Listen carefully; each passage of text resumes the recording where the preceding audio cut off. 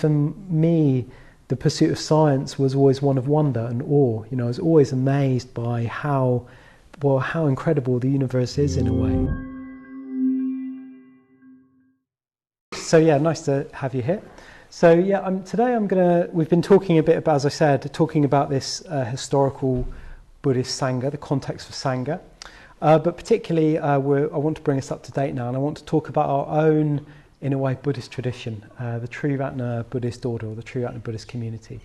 And I want to try and place it in context with some of this historical lineage, if you like. So, you know, Buddhism goes back thousands of years, 2,500 years back to the time of the Buddha. And over that time, there's been this kind of evolution of Buddhist culture, Buddhist teachings, and Buddhism, or the Dharma as we like to say, has, as it's found its way into different cultures, it's adapted and transformed itself. So it's never really stopped adapting to the circumstances that it's found itself in. And yeah, in a way, modern Buddhism is no different. Modern Buddhism is no different. So our particular tradition is quite a recent one, but again, it's got this long lineage in a way. So our teacher, Bhante Sangharakshita, was an Englishman who spent 20 years in India as an ordained bhikkhu or monk, and he sort of exposed himself to quite a rich variety of the Buddhist tradition. So he was originally ordained into, I think it was the Theravada tradition, is that right? He was originally ordained into a quite kind of conventional Buddhist school.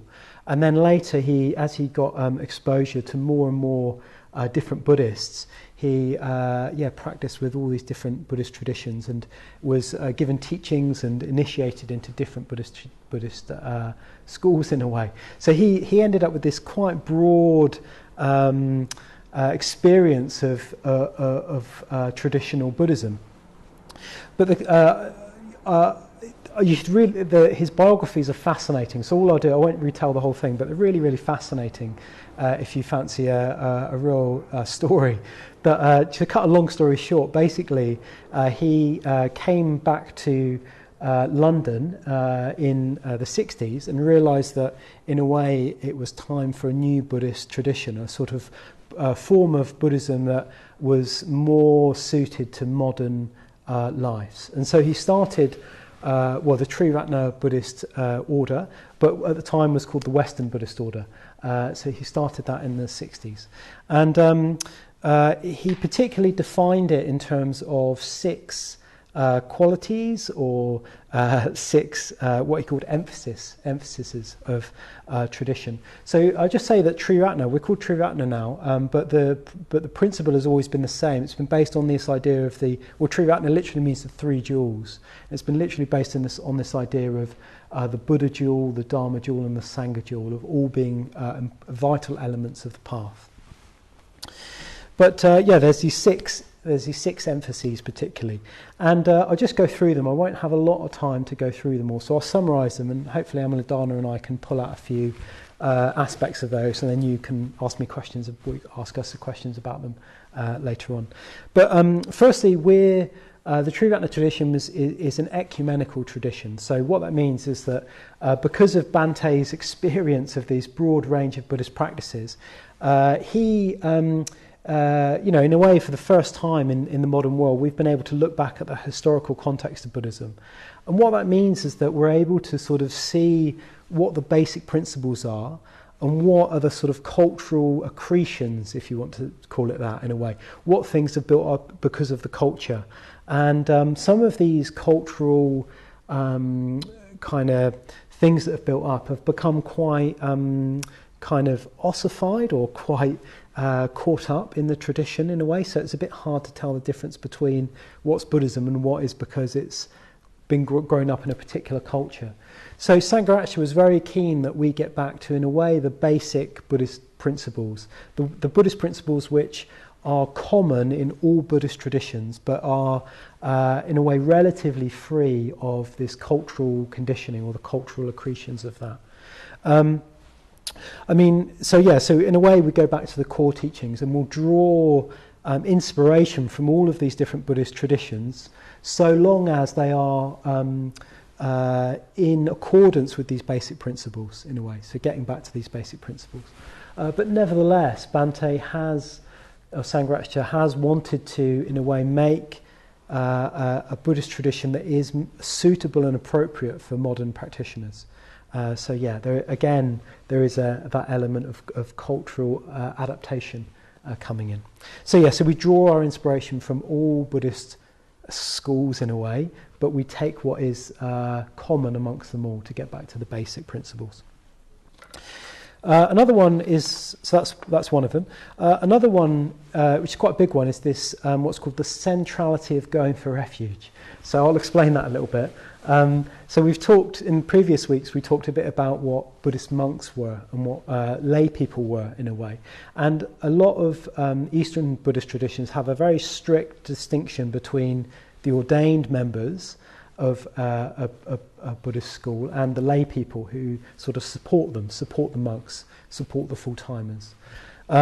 So ours is not a monastic tradition. We have ordination, so people with these white scarves in a way are called cases. Well, these are called cases, and we're the ordained members. So we have decided to commit ourselves full-time to Buddhism in a way, or wholeheartedly to Buddhism, but we don't define ourselves as monastics, and we don't see ourselves as lay followers in a way.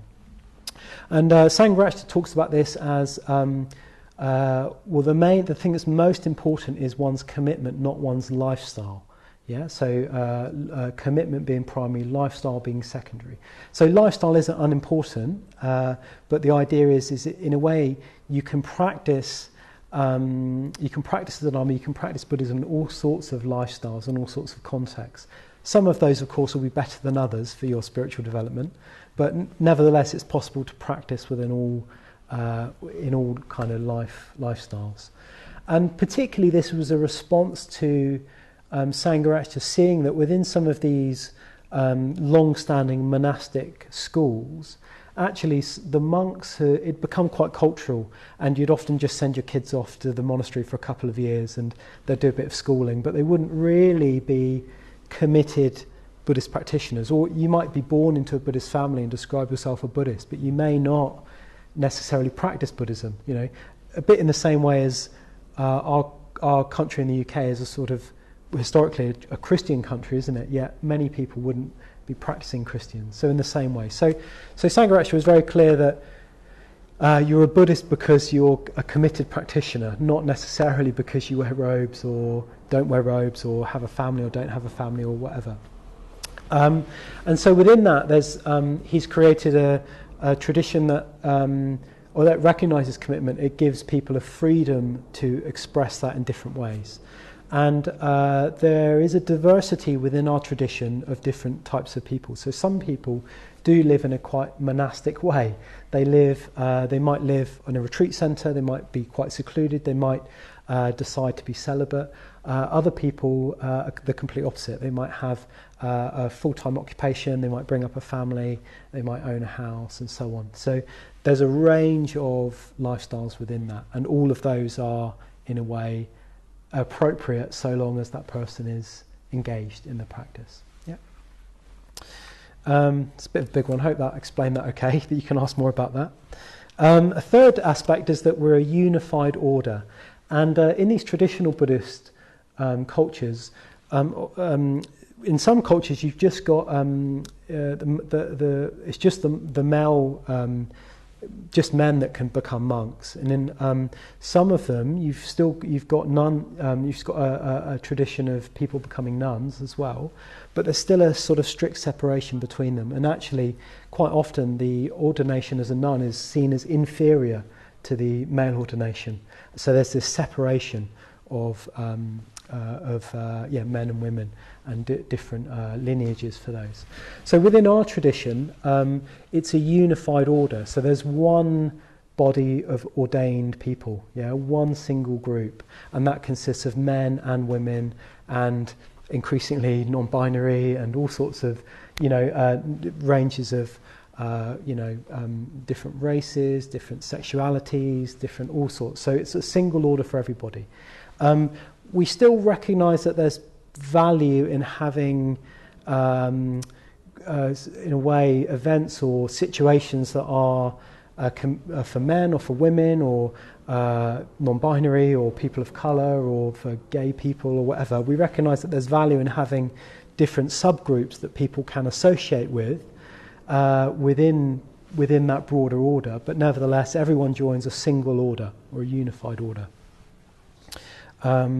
Which apparently is quite rare in the Buddhist tradition. Quite rare. And then we're getting on to the slightly more unique ones in a way. I mean, that's quite unique, but this one is particularly unique, which is there's a very strong emphasis in our community on the value of friendship. And this particularly comes out of teachings by the Buddha. There's a very famous example of the Buddha. This is where Amaprasha probably corrects my quotes again. But one of the Buddhist disciples saying, he says something to the effect of, Master, I've discovered that friendship is half of the spiritual life. And he says, no, Ananda, it's the whole of the spiritual life. It's the whole of the spiritual life. So again, it's a basic principle of Buddhism that interrelationship, interconnection with one another is a key factor of spiritual practice. And so this has been particularly brought out in our movement, in our tradition, that friendship, spiritual friendship in particular, is a really strong emphasis. And that in traditional schools you get quite a strong element of that vertically. So you have a sort of guru-disciple or teacher-disciple relationship, which is in a way considered very, very strong. And in a way you choose your guru, you choose your teacher, and then you obey your teacher. You do what they say. We recognise some value in that. I mean, we wouldn't go as far. Sangha actually points out there's quite a lot of dangers in that, in a way, that unthinking discipleship. So although we recognise there's value in having teachers and people that you respect that are further along, we wouldn't necessarily go for that strong disciple-guru relationship.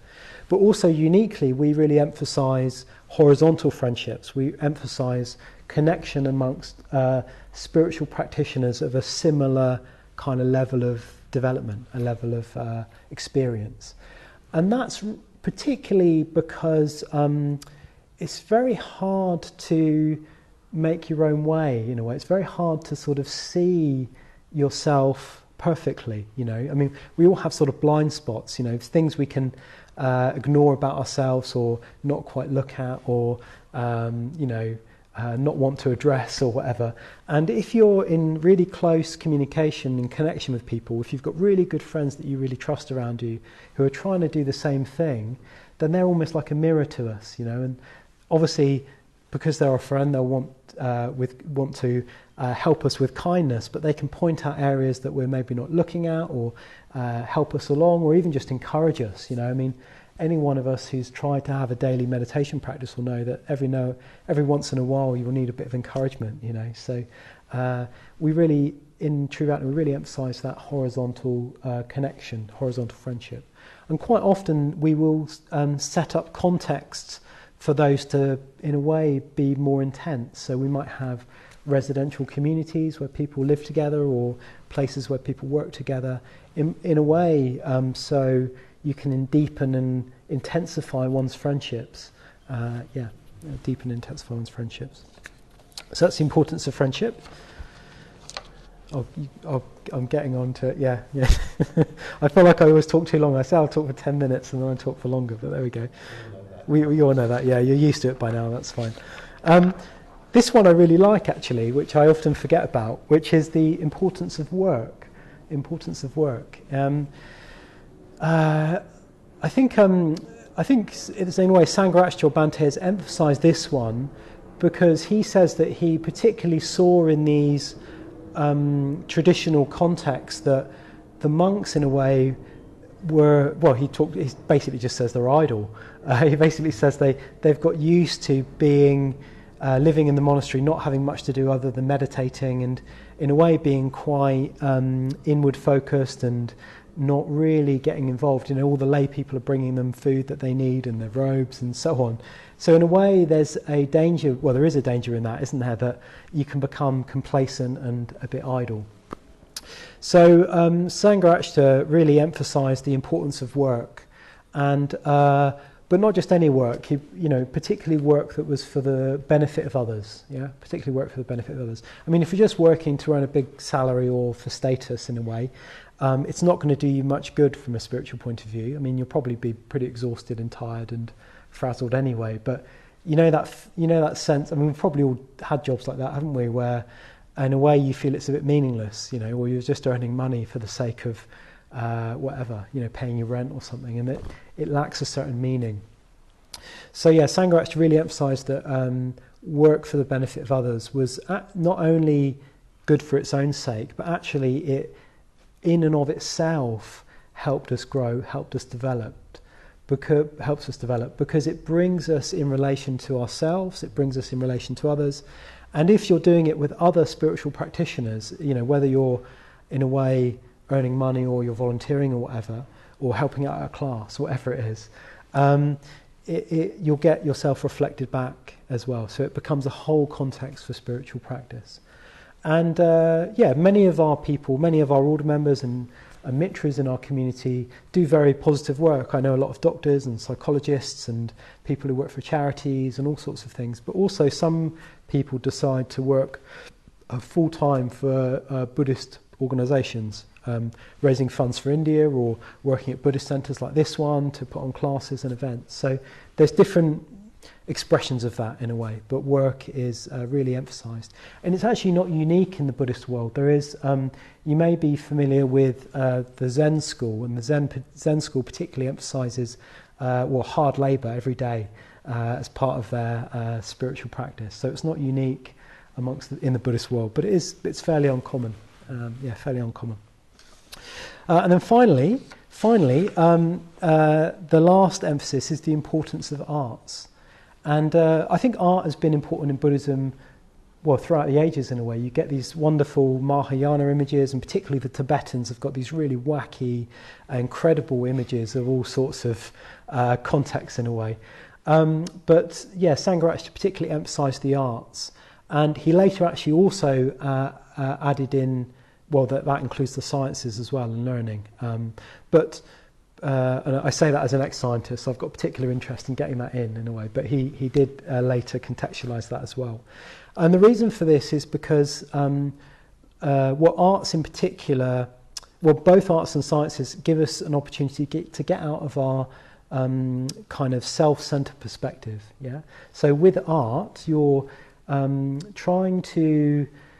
the artist is trying to let you into a different experience, trying to let you into an experience they had or to illustrate something. So in a way, it's forcing you or encouraging you to take a different perspective on the world, on reality, on an experience, another human experience, whether that's a tragedy or a wonder or whatever. So it's this, so art, both in a way experiencing it or doing it yourself, whether that be painting, music, film, anything, any form of creative expression is a way of moving beyond ourselves. And I'll just add in, for me, the pursuit of science was always one of wonder and awe. I was always amazed by how incredible the universe is in a way. And again, I think that serves the same purpose. It helps us to go beyond ourselves, doesn't it? Our sort of, in a way, we're quite insignificant when you start to think about the marvels of the universe in a way. So contemplating that level of wonder, whether that's physics, genetics, evolution, whatever it is, it can give us that sense of broad experience. Yeah. So there's a particular emphasis on arts and sciences in our tradition as well. So I will stop talking now. Hope that's a little whistle-stop tour on our 6 emphases, and I'll bring in my friend Amaladana. Yeah. Thanks for that, Viryanaga. I didn't realise actually there were so many distinguishing features of Triratna. I'd never really thought about it that much. It's funny because now that I'm sort of embedded, I don't really think about other Buddhist traditions at all. But I do remember when I first came into an FWBO class, as it was at the time, making a sort of thinking about what it was I was going into and thinking about how it related to other traditions and whether I'm going to the right place. I was wondering if you can remember, for yourself, what made you feel confident, if you like, in choosing Triratna? That's a good question, actually. I mean, you're right. We certainly encourage. Well, I mean, we definitely encourage people to do a look around in a way. People that are interested in Buddhism, we do encourage them to look around, don't we? And try out different traditions and so on, and see what fits for them. But given that I didn't do that, though, I didn't do that. So I came into the London Buddhist Centre up in East London originally, and it is often reported, but I had a curious sense of it being slightly familiar, or people say it's a bit like feeling like home in a way. It's a bit inextricable because I'd never really done anything like this before, and I'd never been religious before. In fact, I'd been quite hardline atheist in a way. So it was quite peculiar for me to feel that way. So I never particularly felt the need to explore other things. But I think I would have done had it not felt right in a way. And what I mean by that is, like, as I learnt more and more about the Dharma, and particularly the way the Dharma was presented by the people there, I just found myself sort of agreeing with it. It's like, oh yeah, it's not like it was even new ideas, but it was almost like it connected with how I already sort of saw the world, but I didn't quite have the framework for it. And it was like, oh yeah, okay, yeah, that's right. Oh yeah, there's that bit as well. Oh, that bit's new. And do you know what I mean? It just sort of filled out my existing kind of take, I guess, on what human life was about. Yeah. So that was enough for me. I didn't feel like I needed to look around anymore after that. But I know many people do. Yeah. How about yourself? Well, I remember I was actually looking. I was interested in Buddhism, and I started reading books, pretty randomly, and it can be quite confusing because there are all these different traditions, aren't there? And things seem to sort of be similar but not the same, and some things seem to be contradictory. And I was a bit confused, and I went out to the English Buddhist Society, and which is a very English sort of institution. I enjoyed it in that I went to some lectures about Buddhism. They had, I think they called it a beginner's stage, a middle stage, and an advanced stage in Buddhism. But they went over quite a long time, went over a period of a couple of years. And I really enjoyed the classes, but I didn't have any sense of connection with it. I didn't feel it was all very one-way communication. And it just sort of it just made me feel more interested in Buddhism. But I remember actually asking myself the question, how do I become a Buddhist? I don't want to just listen to lectures and read books. Well, I don't mind doing that, but I don't feel like I can say I'm a Buddhist, and I don't know how to become one. And I asked myself that question. And my answer at the time was that, well, I need to meditate, because Buddhists meditate, and that's how I came into contact with Triratna. And one of the things that I remember, one of the very first books I read was a Tibetan book of living and dying, and I loved it. I really loved it. Really, it's a great big thick book, but it's very, very readable. It's very, very easy to read, and I just found sort of Tibetan Buddhism so colourful, And I was really pleased to find that was one of the things that you could pursue, if you like, within Triratna. That it wasn't sort of pushed to one side. And I became sort of more and more comfortable with Triratna as like you said. I just found that there was all these guides. There was nothing sort of prescriptive in what you must or mustn't do. It was just more things which I found personally just invitations to move into new spaces.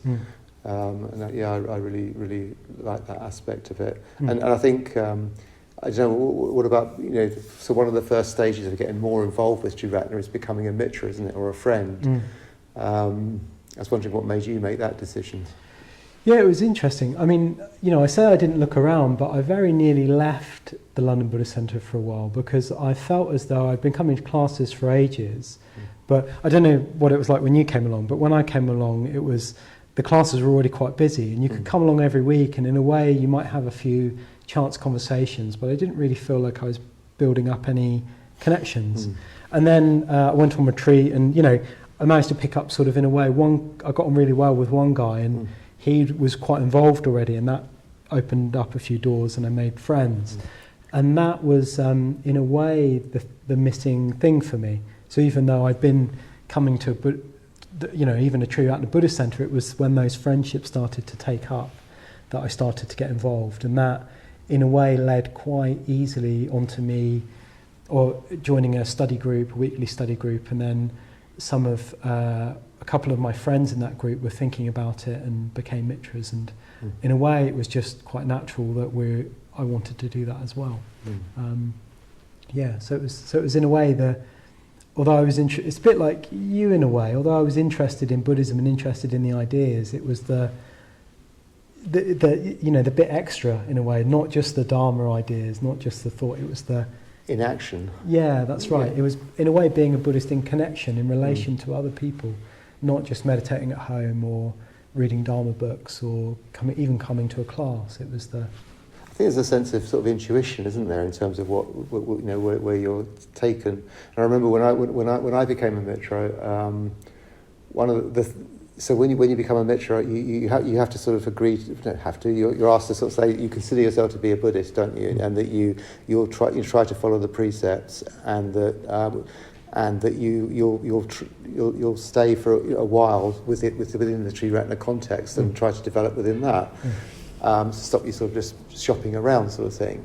And that was the most difficult thing. The other two I thought weren't I thought the precepts they weren't that difficult. I didn't think, and I think I could try, and I did consider myself to be a Buddhist, although I didn't really know what that meant. But the question about will I stay with Triratna for a while? That was the one that I stuck on a bit, and I wondered whether I was in the right place. So I had a second reflection on Triratna, if you like. And the thing that swung it for me was the people. It was the sort of Sangha element, the friendship element you spoke about. And I just looked around at the people, and I just thought, what a great bunch of people they were. In general, all the people at the LBC and in Brixton at the time I'd come across. So I was sort of, I found it quite reassuring to feel that they were the sort of people that would join a club like this. Yeah. I mean, one of the things that I like about, in a way, our tradition, if you can call it that, is quite how diverse it is, in a way. Like, it's interesting you talked about Tibetan stuff, because it's sort of interesting. Now I've been in the order a while, I know quite a few different people, and there's this flexibility. I mean, in a way, like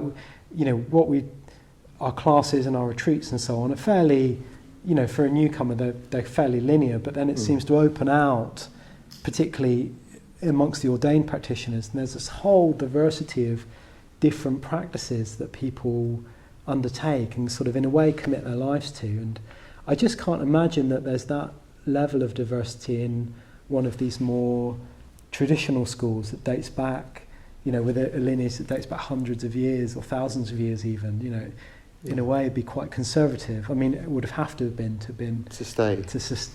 Yeah. I just love the fact that, everyone is a serious committed practitioner, but they might have an individual approach or or a particular emphasis in their practice. And you can find a few practitioners of, I don't know, sort of particular Tibetan practices or, Mahayana originated practices or whatever, in our movement. And that makes it easier to move to enter, doesn't it? Because if you don't have to go, put on robes or whatever it is that don't culturally feel right. You sort of. As you said, it's the lifestyle secondary to the commitment, and I think that's a very, very astute sort of statement, really, of Sangha.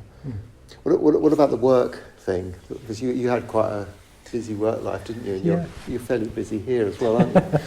Yeah. Well, in a way, it's my emphasis. I've always, in a way, I've built my spiritual life around serving, and it remains the biggest thing for me, in my practice.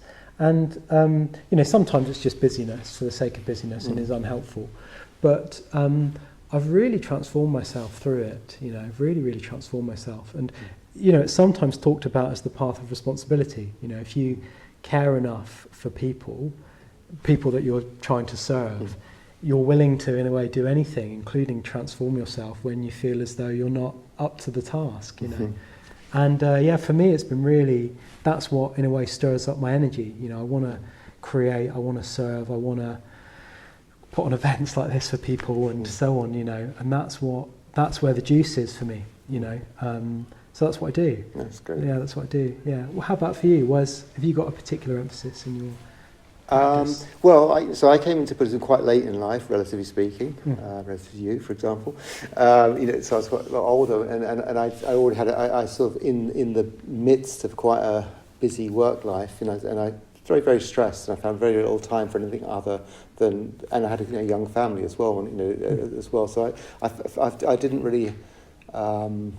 I found it difficult spending time, devoting time to Buddhism. But gradually, you know, basically I made more and more time. But it took a long time. You know, it took years and years actually before I had enough time to feel that actually that was more important than work, and eventually retiring a little bit early. But you know, but in a sense, what I was retiring was my attitude towards work. You know, not just actually just giving up the job. It was more my attitude towards it. I sort of wonder how I would have been if I'd come into contact in my 20s or something, and what, you know, whether I would have stuck it, you know, because there's different pressures on you at that age, aren't there? It's definitely something which. You know, I was a Protestant work ethic sort of person, and changing that a little bit, not thinking so much about money, is you know, it's still a work in progress. I think we're, as you know. That's you saying, don't ask me any more questions about that. Yeah, no. Thanks, Amaladana. That's really good. Yeah, thank you. Thank you. Yeah. Great. So I hope you enjoyed that Dharma night talk. So if you did enjoy it, if you're enjoying our videos, I just want to ask you or encourage you to think about making a donation to the Brixton Buddhist Community. We're a UK charity that relies completely on your donations to run everything here. And if this was a meditation class, there'd be a donation bowl that you could just put in £10 at the end of the night to help support the activities. But as you're watching this online, I just want to ask you to think about making an online donation. If you've watched 4 or 5 videos this month, maybe you might want to think about giving £10. So there's a link in the description below where you can go to our website and make a donation. And if you want to keep giving and you don't want to worry about making that donation every month, well, you could just set up a monthly standing order. That would be really, really helpful. I want to suggest something of the region of maybe £10 or £20 a month if you're able to do that, and that would be really, really helpful and help us keep producing videos like this one. Thanks for listening. Take care of yourself.